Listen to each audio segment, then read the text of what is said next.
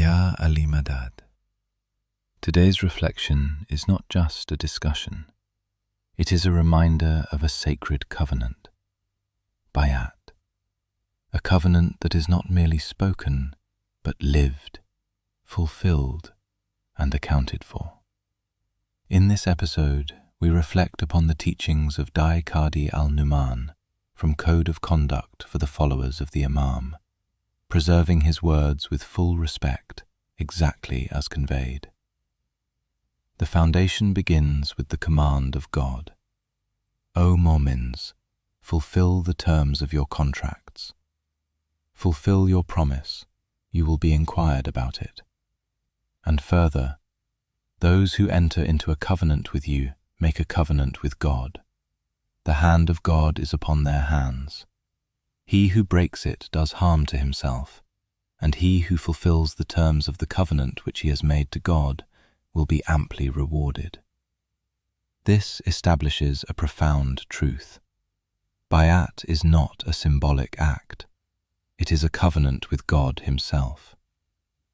Dai Qadi al-Numan explains this reality with clarity. Our pledge to the Imams is equivalent to our pledge to the Prophet, which is a pledge to God. And further, God has linked the devotion to him to the devotion to the Prophet and the devotion to the Imams so inextricably that none of these three devotions can be separated. This means devotion to Allah, devotion to the Prophet, devotion to the Imam are not separate paths. They are one continuous reality. Now comes a deeply serious reflection.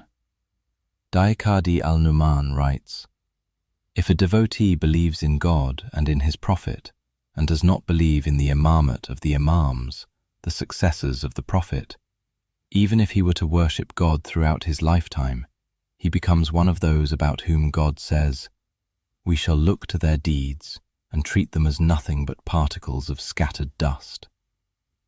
And further, thus, if one is devoted to God and his Prophet, but disobeys the Imam of his time or belies him, practically disobeys God, who will not recognize his devotion to him and his Prophet in view of his denial and disobedience of the Imam of his time. These are not ordinary words. They are a wake-up call. Yet, alongside warning, there is immense hope. He who fulfills his pledge to God, his Prophet and his wasis, i.e. the Imams, entitles himself to be included in the group about which God says, they will be amply rewarded. And the meaning of this reward is explained further. The ample reward stands for Jannat. But if the covenant is broken, Dai Qadi al-Numan states, he who breaks his pledge to God and disjoins from what God has ordered him to join is one of those losers about whom God says, they have lost this world as well as the next. They lose the pleasure of the Imams in this world and the pleasure of God in the next. So today, the question is not theoretical, it is deeply personal. Are we merely believers, or are we truly fulfilling our covenant? Because Bayat is not remembered once, it is lived every day, in obedience, in sincerity, in recognition of the Imam of the time. Let us reflect, quietly, and renew within ourselves that sacred promise, because in that promise lies our identity, our purpose, and our ultimate success. Ya Ali Madad.